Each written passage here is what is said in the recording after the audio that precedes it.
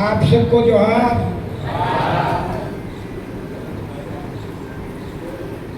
खेल ब्रह्माना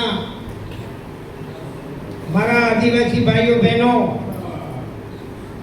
અને આ પ્રોગ્રામ ગોઠવવાવાળા સૌ જગદીશભાઈ તરાલ, સિંગાડાજી, मैं मेरा वक्तव्य देने से पहले आप लोगों से निवेदन करता हूं कि शायद इसमें से हिंदी आपके समझ में आती है।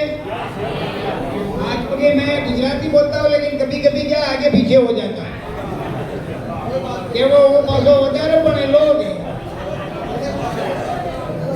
એટલે 1972 में मैं 8वीं पास करी। 40 साल की उम्र के बाद मैंने शादी की। मेरा नाम जोरावर पारगी है। मैं मानगढ़ के पास में अमली आमादरा करके गांव है और 2004 से भंवर जी और हम दोनों इस मार्केट को खड़ा करने वाले।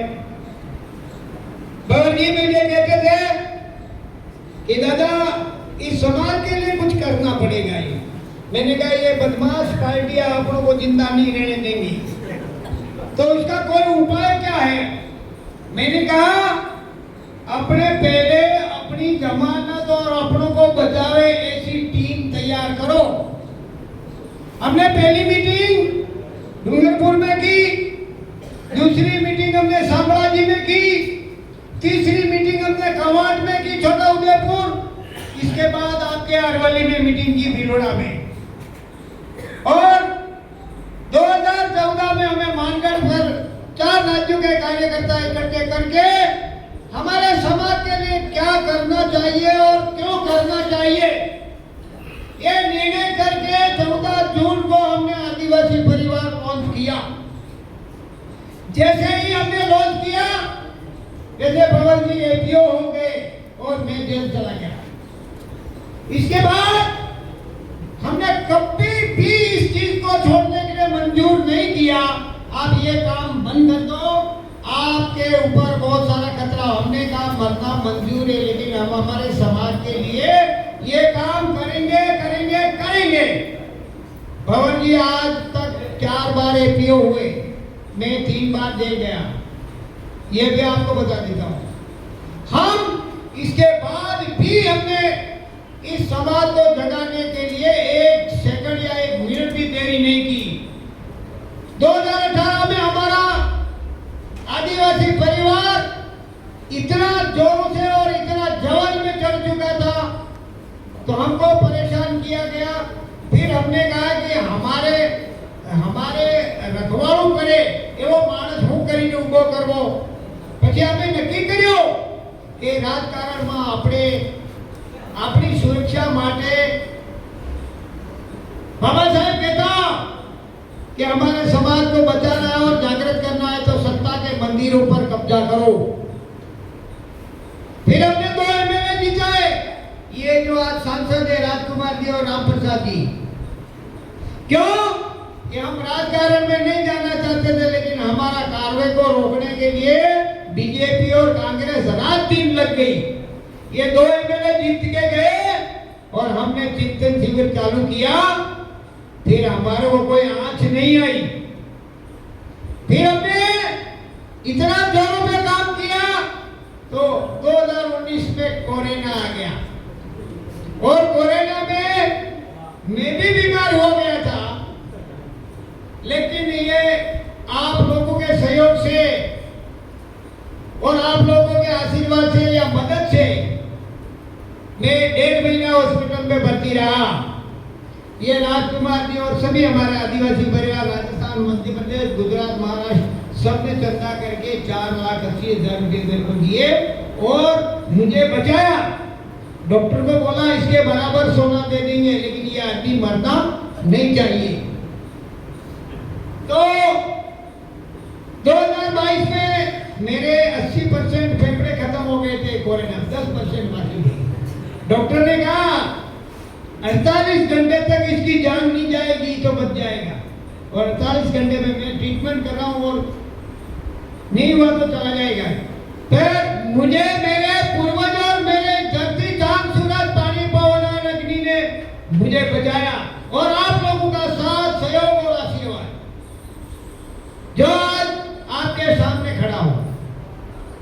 2014 से माथे पे साहित्य, आदिवासियों के साहित्य, आदिवासी के संस्कृति के कपड़े, आदिवासी के जल जंगल प्रकृति सभी चीज माथे पे तोप करके 16 राज्यों में घूमा, और 16 राज्यों का घूमने का रिजल्ट आज आप लोगों के सामने दिख रहा है। पूरे भारत में, पूरे भारत में राजकुमार और आदिवासी परिवार इतना बढ़ चुका है जो कमल कांग्रेस के दिलों में धड़कन चालू हो गई है। हमको रोकने की बहुत कोशिश की जा रही है। 2024 में मेरी भी खरीदी हुई थी 50 लाख में। आपको कुछ नहीं करना दादा, खाली घर बैठे रहना है। हम 50 लाख रुपए थे, हमने कहा 1 करोड़ हम देते, तुम बैठे रहो, तुम बैठे रहो।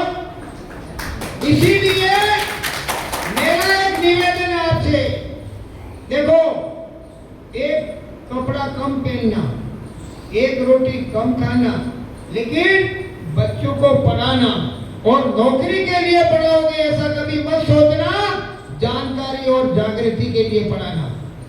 और पढ़ा लिखा आदमी होगा तो ठगा नहीं जाएगा, लूटा नहीं जाएगा, और जानकार होगा तो बड़े बड़े गद्दारों के साथ प्रश्न करेगा, जवाब मांगेगा। हमारा संविधान क्या है, हमारी संस्कृति क्या, हमारा हक क्या है, हमारा अधिकार क्या है। कमल कांग्रेस यही चाहते हैं कि आदिवासी वोट बैंक है, यूज एंड थ्रो, काम में लो और फेंक दो, ये इनका सिद्धांत है। अब इनको खबर नहीं पड़ रही है कि हम करें क्या, क्योंकि हम तो कानून से चल रहे हैं। हम बोल रहे हैं, एविडेंस से बोल रहे हैं। राजकुमार जी सांसद में जब बोलते हैं ना, तो 553 सांसद चुप से सुनते हैं कि ये क्या बोल रहा है, और बोलने के बाद में इनके कलेजे में खून खड़ा होता है कि साला आज दिन दिन हम क्यों अंधेरे में रहे। और अब भी गद्दार, गुलाम, चाटुकार, कमल कांग्रेस के तलवे चाटने वाले आज भी नहीं बोलते हैं। क्यों? इनका हाई कमान तय करता है, और हमारे आप लोग तय करते हो कि हमको MLA, MP, delegate, sarpanch, director, जिला प्रमुख, तालुका प्रमुख किसको बनाना है, ये आप लोग तय करोगे। हमारे जाजल व्यवस्था है। और उनके क्या बड़े बड़े धनाढ्य कॉर्पोरेट अबानी अंबानी जैसे निर्णय करते हैं। क्यों? कि वो पार्टियों को पैसा देते और पार्टियां उनको धन और कर्म दोनों देती है। देख लो, पूरा देश हाहाकार रहा है, पूरा देश बेच दिया, तेल बेच दिया, जहाज बेच दिया, जमीनी बेच दी, और आज भी लूटपाट हो रहा है। ये भी आपने आज की तारीख में जागृत नहीं हुए, कंधे से कंधा मिलाकर आदिवासी परिवार और बाप पार्टी को साथ नहीं दिया, तो आने वाला भविष्य और आने वाली पीढ़ी आपकी खत्म हो जाएगी और जल जंगल लूटा जाएगा। अभी आपको पता है, विकास के नाम से आप ये गुजरात के देख लो, वो कौन सा यूनिटी बनी है अपने केवड़िया में, और 56 गांवों को मार मार के भगा दिया। हमारे राजस्थान में भाटोल के पास सोने की खदानों के नाम से लोगों को निकालने के लिए कई सारा ऐसा षड्यंत्र हो रहा। अरे भाई, आप लोग इस देश का मूल मालिक है, उसको आप मजदूर बनाने की कोशिश कैसे कर रहे हो? लेकिन हमारे लोग जानते नहीं, और जानते हैं तो औरों के तलवे चाटते हैं और गुलामी करते हैं, इसलिए बोलते नहीं। मुझे ये बताओ, देश आजाद हुआ 78 साल हो गए, आज तक विधानसभा, लोकसभा और राज्यसभा में कौन एमएलए सीना ठोक के बोला राजकुमार जी के अलावा? तो आप लोगों को सोचना है कि हमारा देखभाल, हमारी समस्या का समाधान, हमारे जल जंगल जमीन की रक्षा कौन करेगा, हमारे आने वाली पीढ़ी की रक्षा कौन करेगा, इतना ध्यान में रखना है। ये केवल न केवल आदिवासी परिवार और बाप पार्टी ही आपको बचा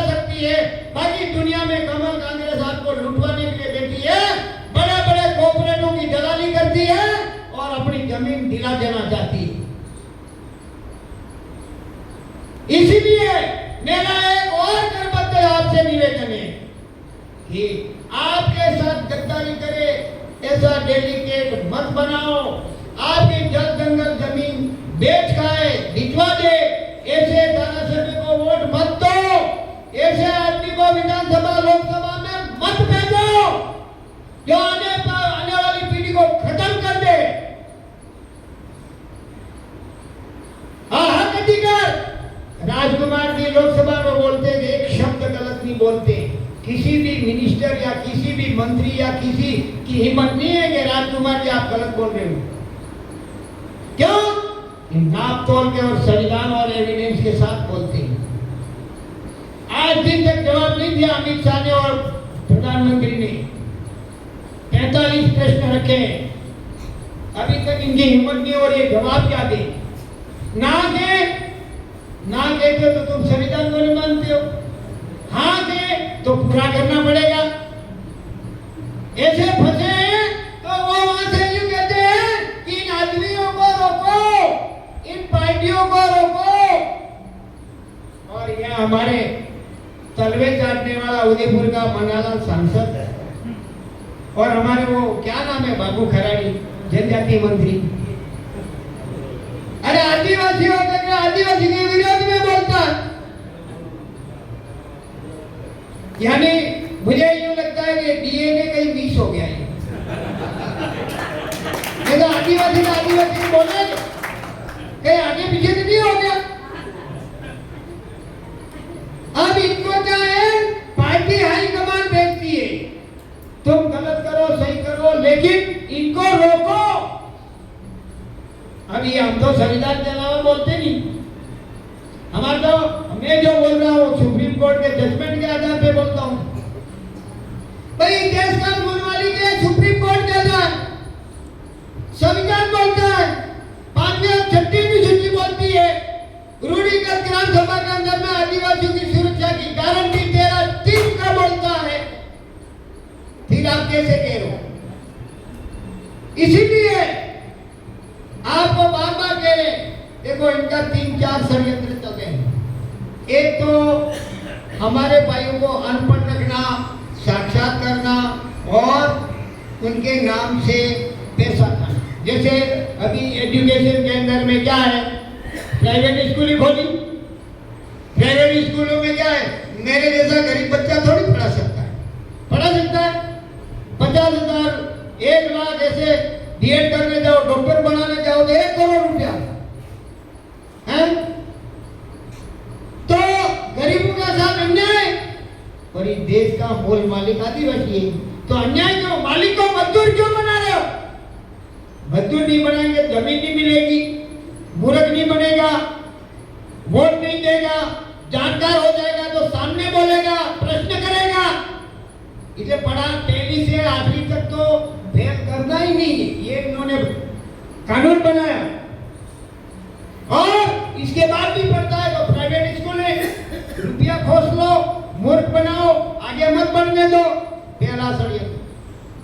दूसरा षड्यंत्र सांस्कृतिक में, धार्मिक में पता ही नहीं कितने धर्म बना दिए, सबको अलग अलग बांट दिया। आप गायत्री में तो कोई कबीर में तो कोई पांडुरंग में तो कोई ईसाई तो कोई हिंदू तो कोई मुसलमान तो कोई सिख तो कोई क्या है, क्या क्या बांट दिया आप लोगों को। ये आपको पता है हमारे आदिवासी के देवी देवता कौन है? कोई भी आदमी बता सकता है? सबसे पहले मेरे माँ बाप, मेरा बाप मेरा भगवान और मेरी माँ सबसे बड़ी माता 9 महीना वजन लेकर के पेट में घूमी और वो टट्टी पेशाब में सोई, मेरे को अच्छी जगह पे सुलाया, मेरे को बड़ा किया, पढ़ाया, शादी कराई और नौकरी कराई। तो सबसे बड़ी माँ तो वो है कि पेली पाणनी है। पाणनी तुम्हारे क्या करे क्या बेटा तो गलत काम न करे। अरे उन्हें हेती रेवा दो क्या रोड़ा बाते बड़ा बड़ा पाणनी मूर्ति की मिली है कि इन्हीं मूर्ति में हाथ होए, ध्यान लगा के सुनना वो तो नहीं आने वाले। इन्हीं मूर्ति में हाथ होए तो कुंतरों प्राण मोती करीने मोतरे के ही भगवान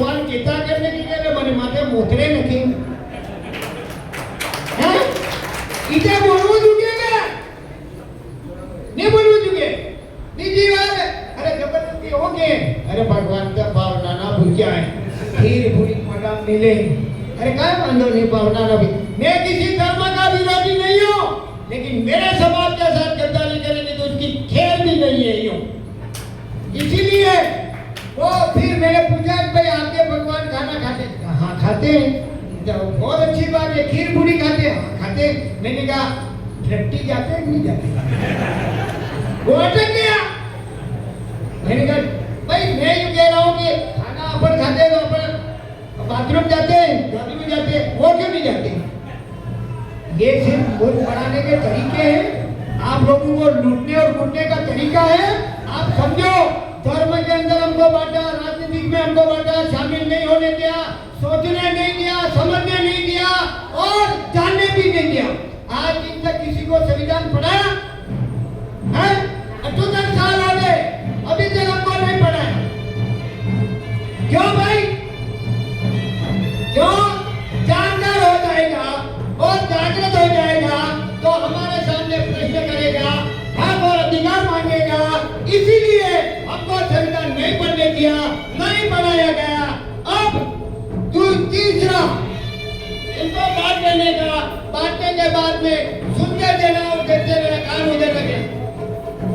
अगर बात है जल जंगल जमीन की, जल जंगल जमीन को यदि बचाना है और हमारे आने वाली पीढ़ी को बचाना है, हमारे जमीन को बचाना है, शिक्षा को बचाना है, स्वास्थ्य को बचाना है, तो आपको बहुत गंभीरता पूर्वक सोचना पड़ेगा।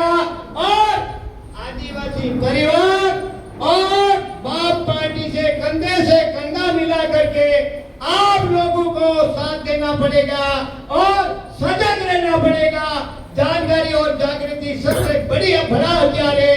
पढ़ोगे तो बढ़ोगे, बटोगे तो कटोगे, ये सिद्धांत लागू होता है। साथियों, आप जिस घड़ी का इंतजार कर रहे थे, जिस महान व्यक्तित्व को इंतजार कर रहे थे, वो पधार चुके हैं। अब मुझे कहने के लिए तो बहुत कुछ था, परंतु और लोगों का और साथियों का भी बात होगी। इसके साथ में